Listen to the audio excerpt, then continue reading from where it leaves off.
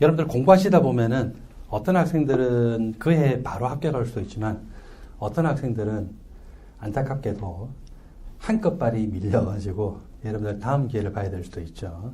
제가 당부를 드리건데 여러분들 다 합격하시겠지만 혹시라도 결과가 좋지 않으면은 여러분들 존경하는 선생님을 찾아가서 도움을 구하세요. 잠수 타지 마세요.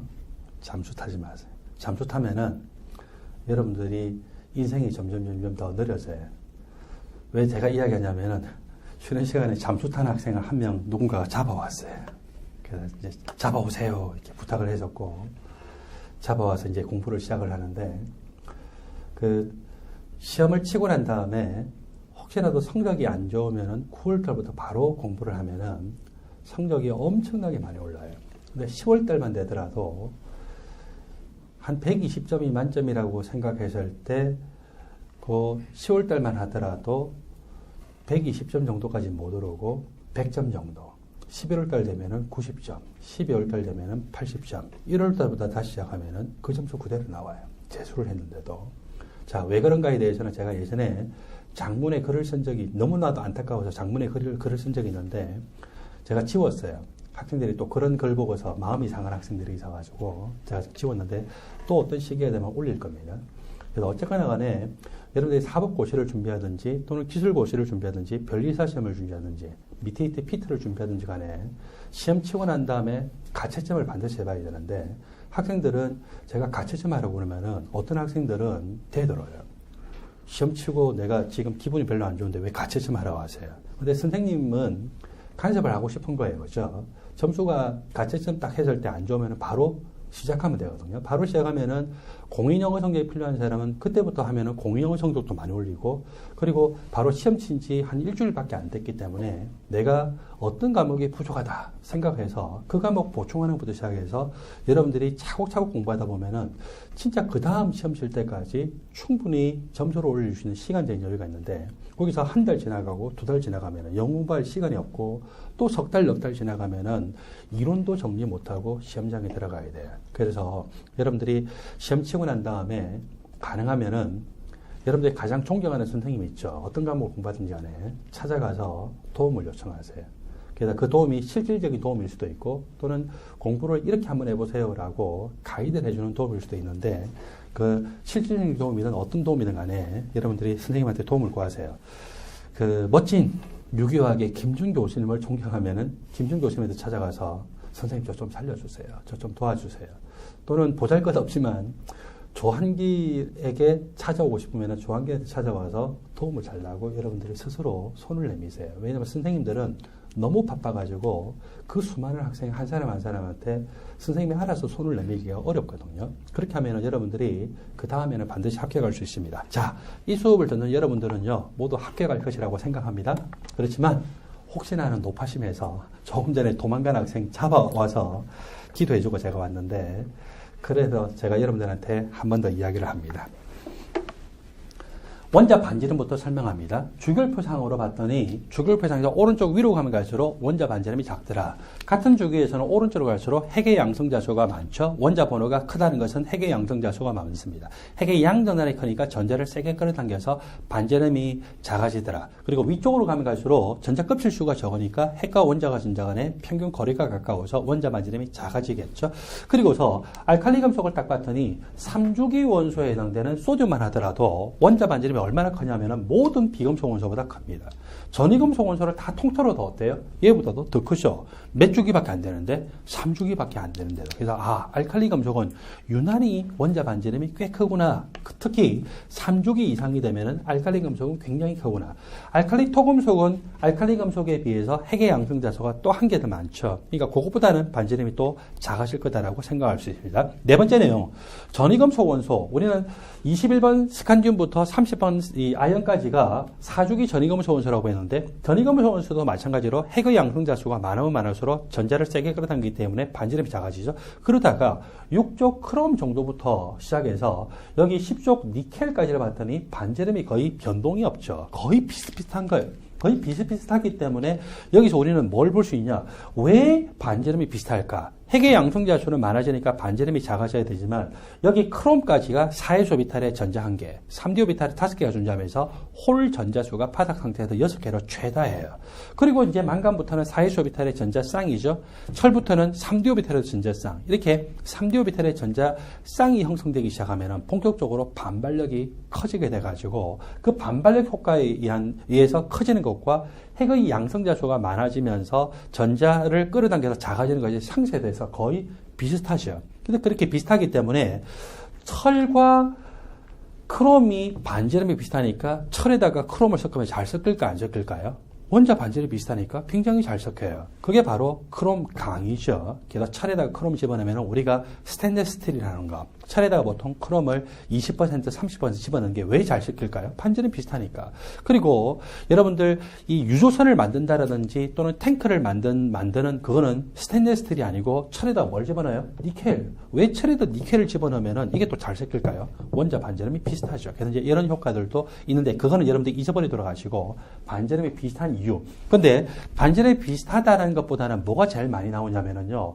코발트 니켈 같은, 철 코발트 니켈 같은 원소보다 아연의 원자 반지름이 더 크더라. 이거는 시험에 나올 수 있어요. 아연은 4s-오비탈의 전자 쌍이죠. 3d-오비탈도 모두 전자가 어떻게 존재합니까? 쌍으로 존재해서 반발력이 가장 커요. 그래서 여기서 반지름이 점점 작아지다가 여기서는 거의 비슷한 서로 상쇄되죠. 그러다가 이제 굴이 되면서 올라가다가 아연 되면 꽤 많이 올라가는 것을 볼 수가 있겠죠. 조까지를 여러분들이 조심하도록 하세요.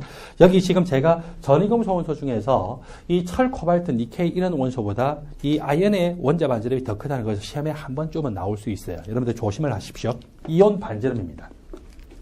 알칼리 금속은 제일 마지막 전자 껍질에 전자가 한 개 있어요. 알칼리 토금속은 제일 마지막에 원자과 전자가 두 개가 있는데 알칼리 금속은 전자를 한 개를 잃었더니 반지름 자체가 반토막이 나버렸죠. 알칼리 토금속은 전자 두 개 잃으면 반지름이 반토막 납니다. 그래서 반지름이 거의 2분의 1로 감소합니다. 그리고 17조 원소는 원자과 전자 껍질에 전자가 7개이기 때문에 한 개가 더 들어오면 전자 껍질에 전자가 완전히 채워지게 되겠죠. 전자가 한 개 더 들어왔는데 반지름이 거의 몇 배? 2배가 돼버렸죠. 산소와 같은 16조 원소는 전자가 몇 개까지 들어오면 전자 껍질이 채워집니까? 2개가 더 들어오죠. 마이너스 2가가 되면서 반지름이 거의 2배가 되더라. 그래서 비교를 해봤을 때 여기 소듐하고 염소를 비교해 볼까요? 소듐도 3조기 원소입니다. 염소도 3조기 원소예요. 원자 상태에서 소듐의 반지름이 제일 크고 거기서 원자 번호가 크짐에 따라서 점점 반지름이 작아지다가 이제 17조 염소가 되니까 같은 3조기인데 반지름이 거의 몇 배예요? 2분의 1 됐죠. 소듐은 전자를 한 개 잃어서 반지름이 반토막, 염소는 전자 한 개 얻어서 반지름이 거의 2배. 이래서 소듐 이온보다 또 염화 이온이 반지름이 거의 몇 배? 2배. 이게 완전히 역전이 돼버렸어요. 그렇죠? 그래서 거기에 대한 내용이 31쪽 제일 마지막에 있는 그림에서 나옵니다.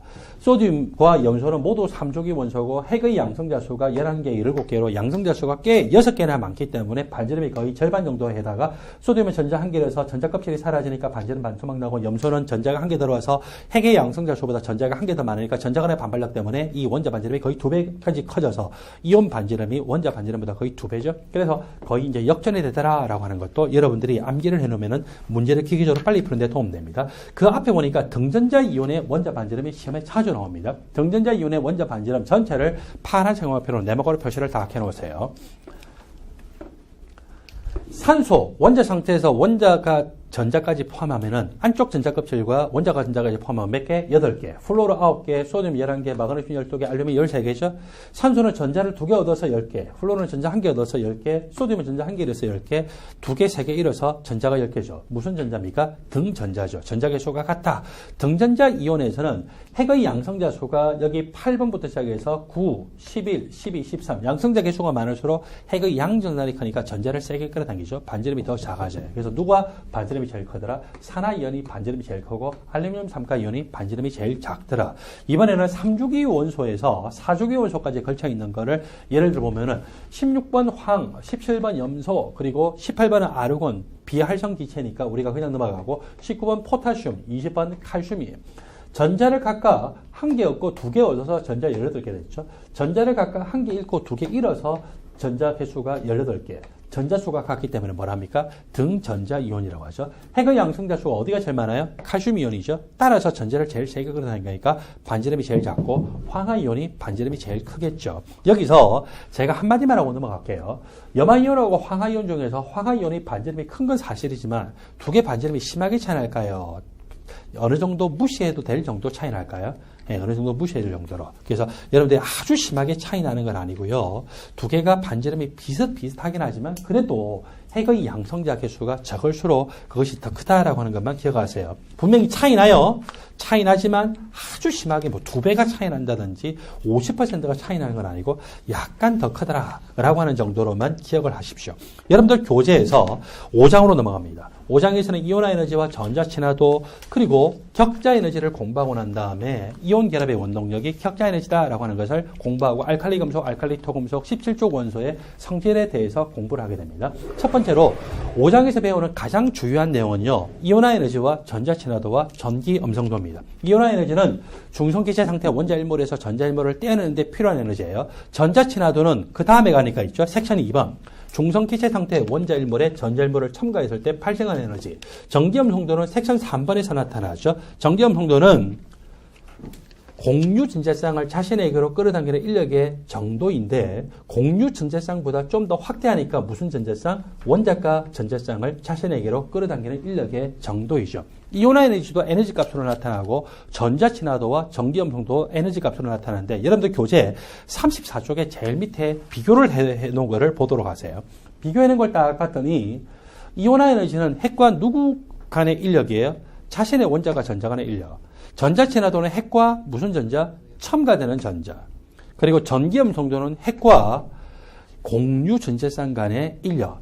그 인력이 크면 클수록 이온화 에너지가 크고 전자 친화도가 크고 전기염 송도가 크죠. 그리고 또 한 가지를 더 봅니다. 핵과 자신의 원자가 전자죠. 그 인력인데 이게 크면 클수록 핵과 첨가되는 전자하고 인력도 커요. 왜? 첨가되는 전자는 어디로 들어옵니까? 바깥쪽 전자껍질에 들어와요? 원자가 전자껍질에 들어와요? 원자가 전자껍질에 들어오죠. 그래서 핵과 원자가 전자 간의 인력이 클수록 핵과 첨가되는 전자하고 인력도 큽니다. 그리고 또 여기 공유 결합하는 분자를 딱 생각해 볼 때 HCl이다라고 생각을 해봅시다. 한 개 전자는 H가 내고 한 개 전자는 염소가 냈거든요. 자, 이렇게 내고서 결합을 하는데 이 염소의 측면에서 보면 한 개 전자는 누구 전자입니까? 자기 전자죠. 그러니까 이온화 에너지예요. 또 한 개 전자는 누구 전자입니까? 수소의 전자고 남의 전자죠. 첨가된 전자죠. 그리고서 이 전자가 이 두 핵 사이 전자면은 나중에는 이 전자 두 개 중에 누가 염소 건지 알아요? 몰라요? 모르죠. 따라서 이 두 개 전자의 전자가 누구 전자가 원래 자기 전자인지는 모르지만 하여튼 간에 평균적인 인력은 이온화 에너지와 전자 친화도의 뭐라고요? 평균값이겠죠. 그래서 전기염 송도는 바로 이온화 에너지와 전자 친화도의 평균값으로 계산이 되기도 합니다. 그 내용이 우리가 전기염 송도에서 다루게 될 거다라고 하는 거죠. 그래서 여러분들은 전반적으로 이제 여기 박스 표시하는데 제일 밑에 비교라고 하는 데다가 여러분들이 파란색 영어편으로 박스 표시하세요. 박스 표시하고 난 다음에 거기다 적으세요. 핵과 전자 간의 인력의 크기 정도라고 적으세요. 핵과 전자 간의 인력의 크기 정도. 인력의 크기예요. 그 다음에 거기 전자에다가 동그라미 표시라고 한 다음에 적으세요. 무슨 전자? 원자가 전자를 여러분들이 밑줄을 해서 딱 연결해 놓으세요. 그리고 또 어떤 전자? 첨가되는 전자. 또 어떤 전자? 공유 전자쌍 또는 원자가 전자쌍이죠. 그거는 여러분들이 연결을 해 놓도록 하세요.